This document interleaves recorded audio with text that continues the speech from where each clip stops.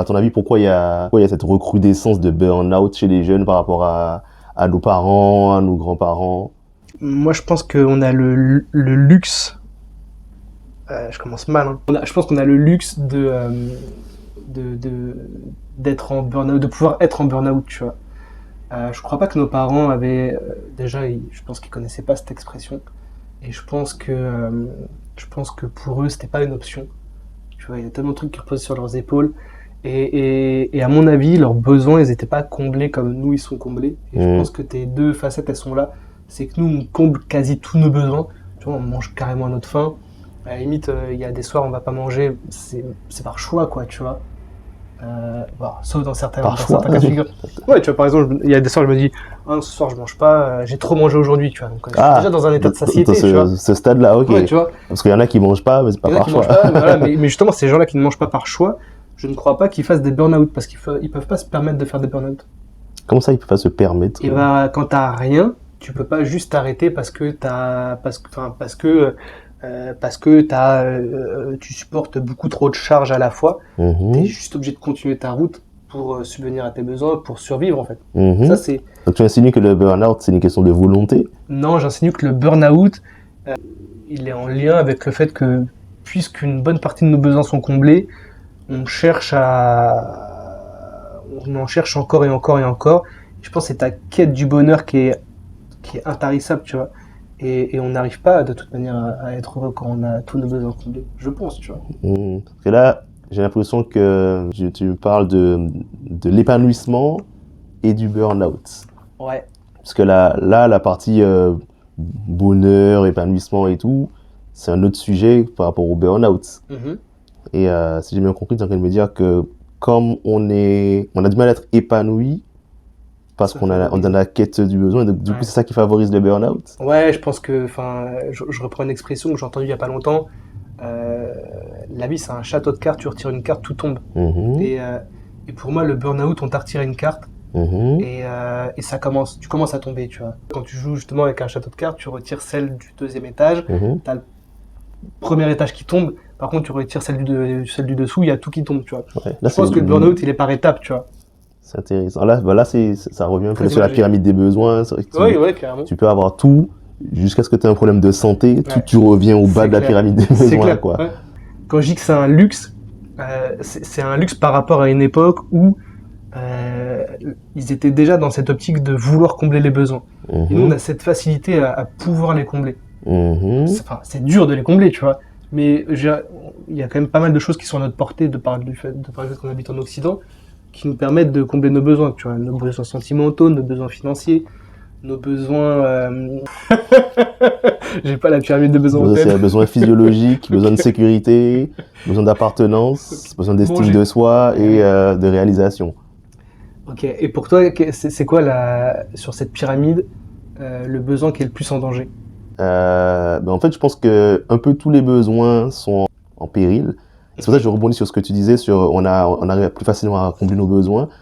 Je pense justement que c'est le contraire, que c'est le monde a changé et la façon dont nos parents, nos Ouais. grands-parents satisfaisaient leurs besoins Donc on n'est a plus plus de besoins. accessible. On n'a pas plus de besoins, il y en a plus de mal à les combler. Mhm.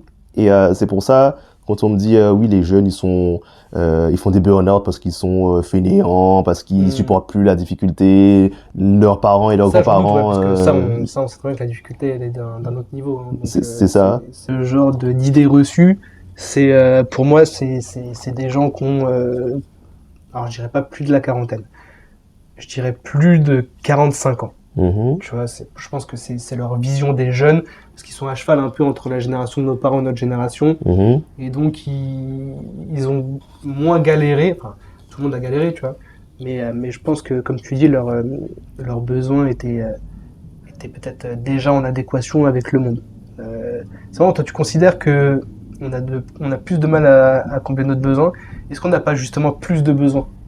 Alors, on n'a pas plus de besoins. On a tous les mêmes besoins. Il n'y a pas plus ou moins de besoins. C'est juste que les besoins sont plus ou moins satisfaits. C'est plus ça. Et c'est un truc qui est assez incompréhensible pour certaines personnes parce qu'on se dit oui, mais on a plus de confort que nos parents, que nos grands-parents. Mhm. C'est pas pour autant que les gens sont plus heureux parce que la façon de satisfaire leurs besoins n'est plus la même et elle est plus difficile pour certains. Quand on parle de burn-out, on a souvent cette image que c'est parce qu'il y a trop de travail, qu'il y a une charge de travail trop importante. Ouais. Alors que en réalité, le sujet clé du burn-out, c'est le déséquilibre entre les exigences de la situation et les ressources qui en face. Mhm. Tu vois, la problématique du burn-out, c'est pas la charge de travail, ce sont les ressources. C'est la capacité à l'encaisser. C'est ce que tu as pour y faire face. C'est-à-dire, tu peux avoir 1 million de tâches à faire par jour, ce qui est énorme. Si tu as une ressource qui te permet de faire la tâche une fois et de la dupliquer 1 million de fois, tu n'as pas de burn-out. Pourtant, ta charge de travail, elle est énorme. C'est vrai. Donc, le sujet clé du burn-out, c'est pas la charge de travail, ce sont les ressources. Les ressources, ça peut être les ressources techniques, humaines, organisationnelles, mais aussi les ressources mentales, émotionnelles.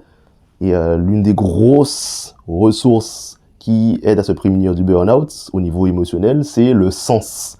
Parce que quand tu fais quelque chose d'inconfortable parce qu'il faut le faire, et quand tu fais quelque chose d'inconfortable parce que ça te permet de faire des choses importantes pour toi, ça a du sens, ça permet de te réaliser, ben, ton rapport à la difficulté est pas du tout le même.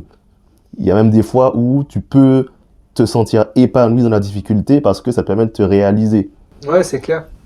On a tendance à chercher Le challenge. à l'inverse plutôt. Voilà, la société actuelle, on est plus dans une recherche de plaisir, de confort, de fuite de la difficulté. En se disant, oui, quand ce sera facile, je serai plus épanouissant. Alors que l'épanouissement, c'est pas l'absence d'inconfort et de difficulté. C'est quand l'inconfort et les difficultés ont du sens pour toi et que ça te permet d'avancer vers quelque chose. Parce que là, on parlait du burn-out, de pourquoi les jeunes font du burn-out. Ça vient même pas que du travail. Oui, mais tu vois, puisque tu dis que c'est le déséquilibre entre ton devoir de faire et ta possibilité de faire, donc en fait, genre t'as 1 million de tâches, mais t'es tout seul à les faire, c'est mort. T'as 1 million de tâches et t'as des outils, ça passe. Mais ça, ces tâches-là, ça peut être dans ta vie en général. Ouais, c'est vrai, c'est vrai. Okay. Le burn-out, c'est pas juste les exigences de ton travail par rapport aux ressources que tu as, c'est les exigences mentales, émotionnelles, physiques dans ta vie, y compris dans ton travail, et les ressources que tu as pour y faire face. Parce que tes ressources mentales, émotionnelles, tu as un seul cerveau. Tu les dispatches dans le reste de ta vie. Donc quand tu es à bout émotionnellement parlant, ça va peut-être avoir le coup de grâce dans le travail ou dans le couple, on va dire qu'elle a pété un câble, ou dans la famille. Mais le burn-out, c'est la même chose. C'est toi, en fait, qui a eu un déséquilibre quelque part. Est-ce que la société ne met pas aussi beaucoup de pression sur les gens? Je parle de manière générale. Nous, en tant qu'êtres humains, on se met une pression énorme pour plein de choses, voire des fois pas grand-chose. Les femmes ont une pression qui nous dépasse. Les hommes ont une pression relative. Et c'est pas l'un de mes traits de caractère les plus marqués, mais la communication entre les humains, elle est méga importante. Et je pense qu'il y a plein de non-dits, trop de non-dits entre les gens. Tu vois, si on pouvait parler librement, sans dogme, sans le fait de passer pour X, voilà, de parler librement sans impact derrière sur la société ou sur qui on est, je pense que ça simplifierait beaucoup de choses. Tu vois, tu prends des sujets comme la naissance, l'accouchement, tu prends des sujets comme le burn-out, tu vois, les gens ne mettent pas les mots qu'il faut sur le burn-out, c'est la honte, tu vois, ça devrait pas être la honte, tu vois, t'as le droit de craquer. En fait, on a cette pression de la société qu'on se met nous-mêmes entre nous, hein, on est tous responsables de ça, on contribue au système. Voilà, exactement. Et du coup, on se dit, non, je dois être fort. Nous, par exemple, en tant qu'homme, on doit montrer qu'on est fort. Ce qui est débile en soi, parce que du coup, on s'enferme dans un schéma et on s'interdit le fait d'avoir un moment de faiblesse. Et du coup, on pète encore plus un câble parce qu'on a ce sentiment de honte et tout. Est-ce que l'un des facteurs du burn-out, c'est pas cette épée de Damoclès au-dessus de tout le monde, la pression qu'on se met tous collectivement? En fait, il y a plusieurs facteurs sociétaux qui créent le burn-out, et on en parlait pour les jeunes justement. L'une des raisons pour lesquelles les jeunes font plus de burn-out qu'avant, elle est même pas dans le travail, elle est dans l'évolution de la société ces dernières décennies. Si on revient sur les besoins, on dit oui, les jeunes ils veulent pas se projeter, ils veulent pas faire carrière, ils s'investissent pas, ils veulent que ce soit agréable maintenant. C'est normal. La société là a évolué avec tout ce qui se passe autour et est devenue très anxiogène pour tout le monde. Et la décennie 2020 avec tout ce qui s'est passé depuis le Covid et tout qui s'est accumulé, je crois qu'on n'a pas eu une décennie aussi anxiogène depuis la guerre froide en France. Ouais, c'est pas faux. Ce qui fait que enfin, après, j'étais pas là à cette époque. Non, mais de ce que j'entends, après ça a été tranquille, quoi. Et en fait, quand l'anxiété générale, ça a tendance à mettre ton cerveau dans un mode de survie. Parce que tu te sens en danger, donc ça te met en mode survie. Exact, ouais. Et quand tu es en mode survie, ton corps, son réflexe, c'est chercher du plaisir à court terme. Ouais. Parce que le plaisir, c'est ce que tu ressens Beaucoup quand de personnes qui prennent des anxiolytiques et de l'alcool. Voilà, c'est ça. Qui, se faire plaisir, voilà. Parce que le plaisir, c'est ce que tu ressens quand tu as satisfait tes besoins. On aurait tous intérêt à ne pas être anxieux. Donc c'est un poison en quelque sorte. L'anxiété, c'est pas bon, c'est pas sain. Donc c'était. Ouais. Le stress, ça peut l'être. Tu vois, il y a le bon stress, par Oui. exemple, avant de monter sur scène, tu peux stresser, c'est pas grave, tu vois. Avant de passer un oral, tu peux stresser. Avant de faire ce genre d'exercice, tu peux stresser. Pendant l'exercice, tu peux stresser. Que tu différencies l'anxiété du stress. Oui. Le stress, c'est un phénomène normal qui se passe quand tu dois faire face à une difficulté. C'est la peur. Ton corps va se mettre en condition pour faire face à la difficulté. Le problème du stress, c'est pas d'être stressé, c'est d'être stressé de façon continue et répétée. C'est le stress chronique, le problème. C'est vrai. L'anxiété, c'est une appréhension de choses qui vont arriver et que tu ne contrôles pas. Donc ça te met aussi dans cette posture de peur de faire face à quelque chose et ça crée du stress de la même façon. C'est chronique. diffusé par les chaînes d'information continue. Mais bien sûr, les sujets dont les infos parlent, les réseaux sociaux qui relaient en permanence les choses négatives, ça crée énormément d'anxiété, autant chez les jeunes que les moins jeunes. Mais comme les jeunes passent plus de temps sur les réseaux, ils sont exposés H24 à ça. Il suffit qu'ils exploitent un sujet et puis alors là, ils sont. Ça tourne en boucle. Moi, j'ai de la chance, j'ai beaucoup de vidéos de chats sur mon Instagram, tu vois. C'est pour ça qu'on se crée de plus en plus de besoins, alors. Parce qu'on a besoin de plus être. J'y viens, t'inquiète. Anxieux. Et économiser tes ressources, que ce soit ton temps, ton énergie, ton argent. Exact. Donc en fait, ce sont deux choses qui sont opposées avec le concept de se projeter sur le futur, de construire sur l'avenir. Ouais. Donc c'est normal que les gens et les jeunes, a fortiori, soient pas motivés pour faire carrière, pour se projeter, etc. Parce que c'est comme si tu leur demandes de construire une maison alors que tu as l'impression que le sol va s'effondrer sur leurs pieds à n'importe quel moment. Notre rôle pour moi, en tant qu'adulte pour les jeunes, mais en tant que entrepreneurs qui voulons améliorer le monde aussi, c'est pas de fustiger les gens en leur disant vous êtes des fainéants, il faut vous bouger, motive-toi, voilà. C'est trouver comment les motiver. C'est même pas de leur mettre des coups de pied au cul pour les motiver. Ça marche pas. Voilà, ça va juste les faire se refermer encore plus. C'est de réduire les causes de cette anxiété généralisée qui met tout le monde en mode survie. Et créer un cocon au sein de l'entreprise qui fait que quand ils viennent, ils oublient toutes les galères qu'il y a à l'extérieur, tout ce climat un peu anxiogène. Ils se sentent bien dans l'environnement et ça donne envie d'y être. Mais si t'es bien dans ton travail, enfin pas forcément bien parce que tu sais faire ton travail, que les gens t'aiment et tout. Je parle vraiment de l'environnement, tu vois, le contexte travail, t'as envie d'y aller parce que je dis n'importe quoi, il y a un baby-foot et une PlayStation 5. Là, tu vas me trigger, là. Tu vas me trigger. Alors là, pour moi, les histoires par exemple, tu vois, mais... Non, je suis pas d'accord. Non, okay. Pour moi, les histoires de baby-foot, de PlayStation, de machin... C'est un exemple parmi tant d'autres. Mais c'est un exemple qui a été très démocratisé, ça. Oui, on va mettre des baby-foot, on va mettre des pizzas le vendredi.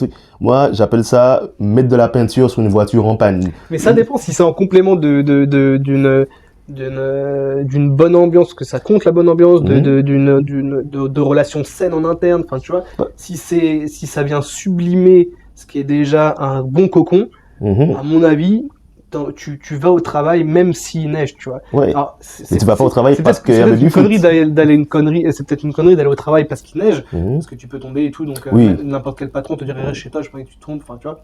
Mais à mon avis, pour combattre un peu l'anxiété générale, parce que c'est quand même compliqué en tant qu'entrepreneur, salarié ou autre, si on fait que ce focus-là, de battre l'anxiété générale du monde ou de la France, c'est peut-être créer des petits cocons un peu partout, tu vois. Tu vois, par exemple, moi, mon domicile, c'est mon cocon. Donc, la paix dans cet endroit-là, c'est primordial. Ne pas, par exemple, je donne un exemple tout bête, mais ne pas faire de vidéo, tu vois, on fait une vidéo dans une salle externe, ne pas faire de vidéo chez moi, c'est hyper important parce que c'est mon cocon. Donc je tiens à cette intimité et à cette paix dans ce foyer, tu vois. Et je pense que c'est pareil avec le travail, tu vois. Moi, j'ai une vision du travail et de l'entreprise qui est peut-être très familiale parce que ça fait partie de mes valeurs. Et une entreprise, c'est une grande famille, tu vois. Et dans ta Voilà. famille, tu traites pas mal les gens, tu vois. Enfin, si tu traites mal les gens, Tata Odette et tout, Oh ouais, là c'est un là peu là chiant, là mais là tu là. vois. Tu sais, c'est une phrase, c'est un carton rouge, ça. Ah ouais, tu L'entreprise, c'est une famille, c'est Ouais. carton rouge, cette phrase-là. Pourquoi? Moi, je trouve que ça donne un équilibre. Après, c'est peut-être pas forcément le cas de tout le monde, mais à mon avis, on est censé travailler entre personnes qui s'entendent et qui défendent plus ou moins les mêmes valeurs. Le problème est là, c'est que des fois, on se force à faire fonctionner des systèmes qui sont opposés. Et si tout le monde arrivait à se séparer dans une entreprise parce que bah c'est pas en adéquation, comme tu dis, avec les valeurs, tu vois, ça simplifierait les choses. Et chacun dans son équipe, dans son entreprise, c'est sa famille. Et tu prends soin comme ça des gens, tu vois. Alors, pourquoi c'est un carton rouge? Je sais dire. Ça contribue au burn-out. Tu vois, ouais. ce truc, la famille, c'est Oui, mais parce que tu vois ça comme un côté oppressant. C'est un côté. En fait, l'histoire de la famille, que l'entreprise, c'est la famille, tout ça. Ça crée. Sans rentrer dans la proximité, dans l'ultra proximité. Bah justement, avec ta famille, t'es proche, tu parles de tout, tu prends sur toi quand il y a un truc à surmonter ensemble, parce que c'est ta famille et que ça te rapporte. T'évoques ça. Voilà. Okay, moi, j'évoque pas ça. Ben, la famille, c'est ça que ça transmet. Il y a des valeurs derrière la famille. Et quand. Il y a l'unité à la base derrière la famille. L'unité, déjà, c'est une bonne valeur. Il y a l'unité. Sauf que t'as l'unité parce que tu sais que s'il y a un problème dans tes besoins personnels, tu peux compter sur ta famille. Ta famille, c'est un cocon qui est safe. Une équipe, c'est ça. Tu prends une équipe de foot, s'ils s'entendent mal, tu peux être sûr que tu n'iras pas décrocher une coupe, quoi. Ouais, sauf que si l'équipe, il faut faire des coupes budgétaires, il faut virer quelqu'un, on va te virer de l'équipe. Ta famille, normalement, on te vire pas de ta famille. Si, on peut. Oui, on peut, mais pas parce qu'il y a des coupes budgétaires, tu vois. Ça, c'est une famille dysfonctionnelle si on te vire. Moi, je sais pas. En fait, l'histoire chez les loups, tu fais pas l'affaire, tu dégages, en fait. Oui, mais ça, on parle de familles humaines modernes. On est en quête de modernité, mais on reste des particularités qu'on retrouve chez certains animaux. On reste des animaux, ouais. Mais en fait, le vrai problème de cette histoire de l'entreprise, c'est la famille, c'est que il y a cette idée que pour ta famille, tu donnes sans compter. Ouais, je vois. Alors d'accord, il faut une charte équilibrée. Il faut un cadre. Ça, je suis d'accord. Ta famille, t'as pas de cadre. Ouais. Ils ont besoin de toi à n'importe quelle heure, t'es présent. Ouais, ils ont besoin de toi au-delà de ce que tu as en ce moment, tu donnes en disant quand j'aurai besoin, ils vont me donner.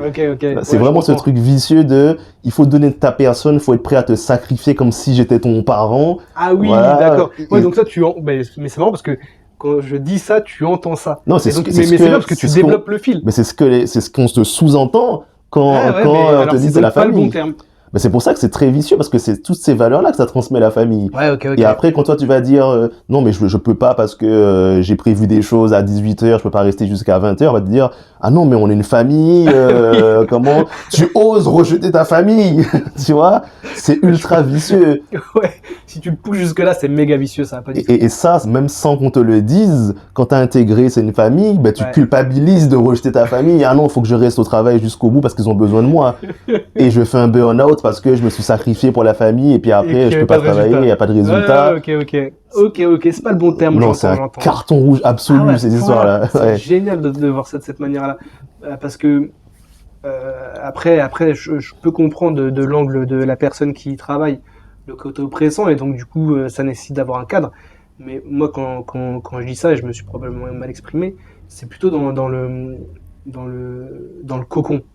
Tu vois, c'est, le côté familial sans pousser dans les oui, je suis obligé de tout faire pour ma famille.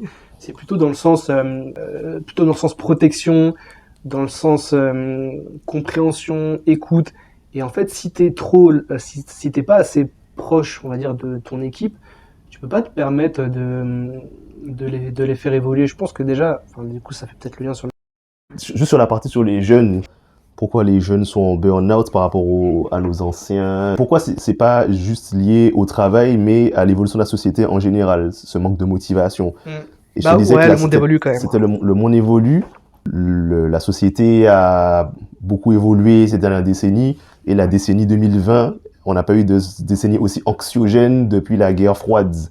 Ouais, puis en plus, t'as eu le Covid qui était malheureux. Ça, en fait, ça a été une succession de trucs.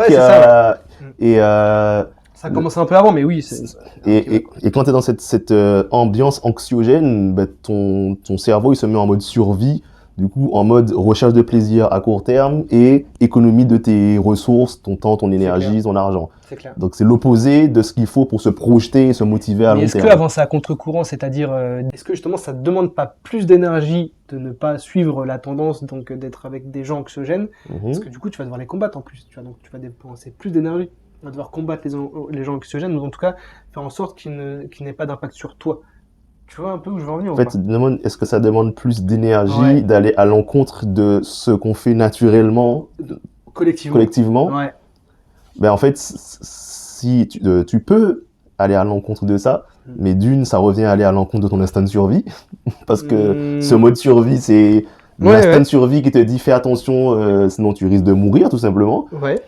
Et aussi, j'allais te demander, tu peux faire ça, mais pourquoi faire? Ouais. Et c'est là où l'objectif de vie t'aide à aller à l'encontre de ce mode survie, parce que tu n'essaies plus juste de protéger ta vie, tu essaies d'utiliser ta vie pour atteindre quelque chose.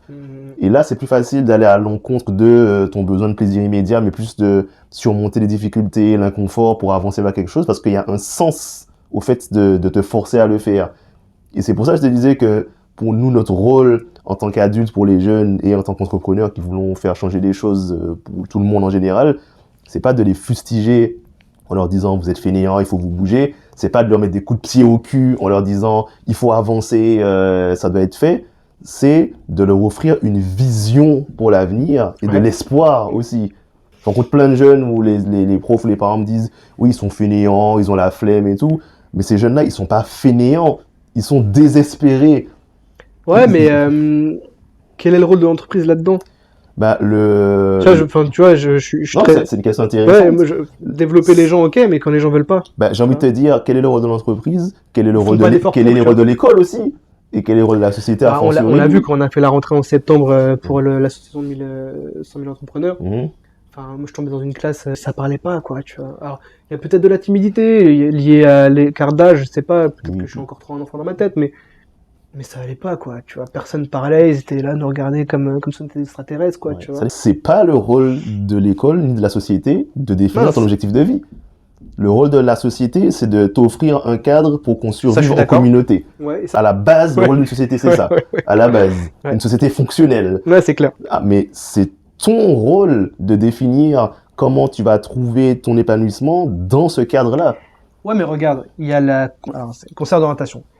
Il y en a probablement qui font un très bon travail, mais il y en a, ça va pas. Et je pense pas que ça soit des conseillers ou des conseillers d'orientation qui soient nuls ou mal intentionnés. Ils ont juste pas les bonnes armes. Aujourd'hui, on demande à un gamin de 14-15 ans de trouver un job, tu vois. Mhm. Prends ton cursus pour savoir ce que tu vas faire plus tard dans la vie. Mhm. T'en sais rien, t'as des gens à 30 ans, 40 ans qui savent pas ce qu'ils vont faire de leur vie, T'as des tu gens vois. qui fussent à la retraite en se disant, mais qu'est-ce que j'ai fait en Ouais, ouais, fait, c'est ça, tu vois. Que ce soit dans le travail ou dans la vie perso, t'as des gens qui remettent tout en question à 40 ans, Mhm. t'as des gens qui remettent tout en question de la mauvaise manière à 40 ans, Mhm. t'as des gens qui ont notre âge et qui sont là, qui vivotent et qui se disent qu'est-ce que je fais, quoi, je me fais chier, où est-ce que je vais, que ce soit dans le travail ou dans la vie perso. Et donc, je sais même pas si il faut des coachs comme toi, en fait, c'est très simple comme solution, mais il y a un point de départ qui est à l'école, mais je pense que c'est une montée progressive. Donc il faut être guidé à ce moment-là, il faut être guidé en fait à chaque étape. Mhm. Et puisque le chemin est long, c'est ça qui manque et la communication encore toujours. Mhm. Mais est-ce que c'est le rôle de l'école? En fait, c'est quoi le rôle de l'école? C'est de te préparer à vivre dans la société. Ouais. Et le rôle de la société, c'est de Mais vivre en communauté. la société n'a aucun intérêt à avoir toute une génération qui soit désespérée, tu vois. Et c'est le cas. Hein. Les générations post-Covid, je suis triste pour eux parce que elles s'en rendent peut-être pas compte et il y en a forcément pour lesquelles ça va et tant mieux, tu vois, heureusement. Et je crois qu'ils ont pas beaucoup d'espoir, tu vois. Et ça, c'est un vrai problème. Et c'est pas dans l'intérêt de la société. Je discutais il y a 2 jours avec un monsieur qui a une boîte dans la prévention, donc il bosse avec des caisses de retraite sur la prévention des risques, mais pas que les risques, même d'un point de vue personnel. Donc, tout ce qui se passe dans leur vie personnelle qui ont un impact sur leur travail, ils représentent, en gros, c'est comme s'ils étaient un numéro vert. Et donc ça, c'est payé par des caisses de retraite et tout ça. parce qu'ils ont intérêt à faire de la prévention sur des sujets qui vont leur coûter de l'argent in fine. Et donc ils mettent en place des choses pour qu'on va dire tout le monde se sente bien. Si tout le monde se sent bien, ça coûte moins d'argent. Donc si ça coûte moins d'argent, il y a moins de cotisations à appeler. Enfin bref, ça a l'air d'être un cercle vertueux. Ouais, un salarié en bonne santé et qui est motivé, bien sûr. il est moins, Et ça il est coûte moins en cher à arrêt, l'entreprise, ça tu coûte vois, moins déjà, ne cher, serait-ce il que est pour plus ça. efficace, il est plus investi, tout le monde a à y gagner. Il en est fait. plus profitable, même si c'est peut-être dégueulasse de parler comme ça, mais C'est pas dégueulasse, c'est le rôle, la relation de travail, c'est une relation gagnant-gagnant. Je suis d'accord. C'est tu apportes du profit à l'entreprise, il t'apporte Exactement. de quoi satisfaire tes besoins personnels. on a Et tout intérêt soit à avoir des profitable, c'est gens normal. heureux, enfin en tout cas qui ont de l'espoir, et avoir une génération désespérée, c'est pas une bonne chose. Donc ouais, je pense que c'est aussi la responsabilité de créer de l'espoir chez les jeunes. Et après, le monde du travail prend le relais, ok. Du coup, il y a personne qui accompagne, quoi. Tu vois. Même pas que chez les jeunes. Je veux dire ma pensée sur Chez les parents aussi, alors. sur le pourquoi il y a une génération qui fait des burn-out de plus en plus jeunes. C'est parce que déjà, quoi qu'on en dise à l'époque de nos parents, de nos grands-parents, il y avait une vision sur l'avenir. C'était je prends mon CDI où j'ai la sécurité pendant 40 ans tranquille, je peux me concentrer sur ma famille, sur mes enfants, voilà. Là, on fait taf sur taf. Et même pas que ça, c'est aussi je travaille jusqu'à la retraite et après à la retraite, je suis tranquille, je fais ma vie pépère. Quoi qu'on en dise, il y avait une vision. Alors qu'aujourd'hui, tu demandes aux jeunes de faire la même chose alors que le CDI n'est plus gage de sécurité, la retraite, il n'y en aura pas. T'as l'impression avec les infos que c'est la fin du monde tous les jours. Ça fait plus d'une cinquantaine d'années qu'on en parle. Mais ça a été une erreur de considérer que la retraite était une fin un truc en soi. acquis, tu vois, un truc acquis. Tu travailles 40 ans et tu dis ok, c'est bon, j'arrête, je prends ma retraite, je suis rémunéré. Ouais, c'est cool. Mais c'est cool si... C'était évident que ça allait tomber. Ça aurait pu fonctionner si on faisait plus d'enfants. C'est juste que le problème, c'est que la balance des équipes, il y a plus de vieux que de jeunes qui rentrent, et ça marche plus. Avec une carence au logement, je crois qu'il manque 300 000 logements par an. Voilà. C'est ça le problème. Ça marche pas, quoi. C'est un système qui ne marche que si on fait plein d'enfants tout le temps et qui rentrent dans le monde du travail. Pour faire plein d'enfants tout le temps, il faut avoir une vie saine et équilibrée, on va dire. Et puis, il faut pas vivre dans un contexte anxiogène où tu te dis, je vais pas mettre mon enfant dans ce monde-là, quoi. Ok, donc investissons, quoi. Voilà. Il faut un organe externe proche de la médecine du travail qui s'occupe de toutes ces questions afférentes au bien-être des jeunes, des salariés et du coup aussi des retraités. Parce que tu as des retraités qui sont dans l'isolement, qui arrêtent de bosser, et t'en as même qui meurent genre le lendemain de leur retraite, tu vois. Bon, j'abuse un peu sur le lendemain, mais tu vois, proche de leur retraite. Mais parce que c'est un tel chamboulement de bosser 40 piges et d'arrêter de bosser que, il y a une préparation psychologique à avoir. C'est vrai que ça arrive, la dépression après la retraite. Bah ouais. Et c'est là l'intérêt de voir son travail non pas comme une finalité mais comme un outil qui te permet de te réaliser. Ouais, tu participes à la société pendant 40 ans et après. C'est ça. T'as des personnes qui sont inutiles. C'est ça, t'as des personnes qui se sont identifiées à leur travail. Je suis telle personne parce que j'ai ce travail-là. Parce que le travail, c'était pas un outil, c'était leur raison d'être. Ouais. Alors que quand tu fais la différence entre ta raison d'être, qui est ta vocation, et ton travail, qui est ta profession, qui est l'outil que tu utilises pour être qui tu es, quand ton travail est fini ou que tu te sens plus bien dans ton travail, tu as plus de facilité à changer d'outil parce que c'est pas l'outil qui te définit. Ça revient à se connaître. Exactement. Je dis, la question qui suis-je, ça change la vie. Tout simplement, ça évite beaucoup de problèmes dans la vie. Ce que les jeunes vivent aujourd'hui, de plus en plus jeunes, c'est ce que actuellement on appelle la crise de la quarantaine. Oui, j'avoue. Mais vraiment, où l'adulte, il a suivi un chemin, il a coché les cases, c'est bon, je suis marié, j'ai la maison, j'ai les enfants, j'ai le chien, j'habite un endroit sympa. C'est clair. Ah, je me rends compte que je suis pas heureux, ça n'a pas de sens, et, du coup, remise en question existentielle, il balance tout. Vers quoi je me dirige. Ça, aujourd'hui. Ils font des crises de la quarantaine à 15 ans. Aujourd'hui, les jeunes ont ça de plus en plus tôt parce que ils ont ils ont déjà coché tous leurs besoins, en fait. Non, c'est même pas ça. C'est que ils voient leurs parents qui ont suivi ce chemin-là et qui sont pas forcément heureux, voire qui sont carrément malheureux. Ouais. Donc, ils se disent, je vois les résultats, ça marche pas, donc je vais pas tendre vers ça. Et en plus, tu grandis dans un monde en plus où t'as l'impression que c'est la fin du monde tous les jours, t'es au bord de la guerre, le réchauffement climatique, etc. Donc c'est anxiogène, t'arrives pas à te projeter sainement dans ce monde-là. C'est vrai. Donc le sens de faire un effort sur le long terme, il est pas là. Ouais, c'est vrai. Tu peux pas demander à un jeune de faire un effort pour construire quelque chose sur le long terme s'il a l'impression que le sol va s'effondrer sous ses pieds là où il va construire sa maison. C'est normal. il va préférer voyager, prendre du plaisir à court terme. Ouais, c'est clair. Donc c'est pas de la fainéantise, c'est de l'instinct de survie, tout simplement. C'est intéressant ce que tu dis, parce que moi je l'ai vécu et on l'a vécu avec mon associé il y a pas très longtemps. On a essayé de mettre en place des mesures pour intéresser donc des jeunes, pour nous ce sont des jeunes, de les intéresser dans le travail par le travail. Ça n'a pas fonctionné, on a essayé plein de choses et la productivité et l'efficacité n'étaient pas forcément au rendez-vous. Certains se sont démarqués, mais pourtant c'est pas faute d'avoir essayé des choses. On n'est pas du genre à taper sur les gens pour dire taper sur les gens pour vivre, on n'est pas de ce genre-là. Au contraire, on essaie de trouver des solutions pour que le système marche, enfin, tu vois, pour qu'il n'y ait pas d'opposition. Tu vois, tu prends deux roues, tournent dans le même sens, c'est normal. Tu vois, dès que tu commences à inverser, enfin, tu vois, t'as des frictions. Ça frotte, ouais. Et donc nous, on est plus du genre à essayer de faire en sorte que les roues fonctionnent bien. Et sur une catégorie de jeunes, vraiment, ça a été difficile. Et cet angle ils n'arrivent pas à se projeter, ils ont besoin de vision. Ça, j'entends. Et d'ailleurs, je pense que c'est même la clé d'une entreprise d'offrir une certaine vision. Mais il y a l'entreprise, il y a la vie privée. Du coup, comment intéresser ces gens si ce n'est pas par un bon salaire, si ce n'est pas par un bon cadre de travail, si ce n'est pas par une bonne ambiance, enfin c'est le cadre de travail, mais comment tu intéresses des gens désespérés, tu vois? Tu leur redonnes de l'espoir. Ouais, mais comment tu leur donnes de l'espoir, puisque s'ils passent la porte de ton entreprise, tout se passe bien, quand ils quittent ton entreprise, tout se passe mal, je sais pas, tu vois. Ah, que ça se passe bien dans l'entreprise, mais mal dans le perso. Tu vois. Tu peux tout faire. Après, le rôle de l'entreprise, c'est de faire en sorte que, dans le cadre du travail, la personne trouve son compte. Ouais, elle n'est pas responsable de ce qui se passe à l'extérieur. Non, c'est sûr, mais est-ce qu'il aura plus d'espoir pour autant? Je prends le problème inverse, c'est que du coup, vu qu'il est désespéré, le travail, il va s'en foutre, en fait. La façon dont tu remotives les gens, c'est pas juste sur le présent, c'est aussi sur le futur. C'est à quoi bon faire des efforts maintenant, vers quoi ça m'emmène après. Parce que si je fais des efforts maintenant pour rien, autant que je prenne du plaisir maintenant. Enfin, moi, je crois qu'ils n'y croient plus, en fait. Mais on leur donne pas de croix, en fait. À quoi un jeune, là, de 20 ans qui rentre au monde du travail, il se raccroche? Il peut pas. Il peut pas. Moi, j'ai fait l'exercice j'ai voulu faire l'exercice avec mon petit frère. J'ai essayé un peu de trouver des orientations scolaires, pas professionnelles, scolaires. Si, avec un objectif forcément d'avoir un travail en moins. Et donc, on a fait une sorte de tableau Excel avec les chemins possibles. Tel diplôme, tel BTS, tel fac, ainsi de suite, tel cursus. Je crois qu'il y avait 4 lignes. Et en fait, quand je l'ai fait, j'étais plein de bonne volonté. On l'a fait ensemble.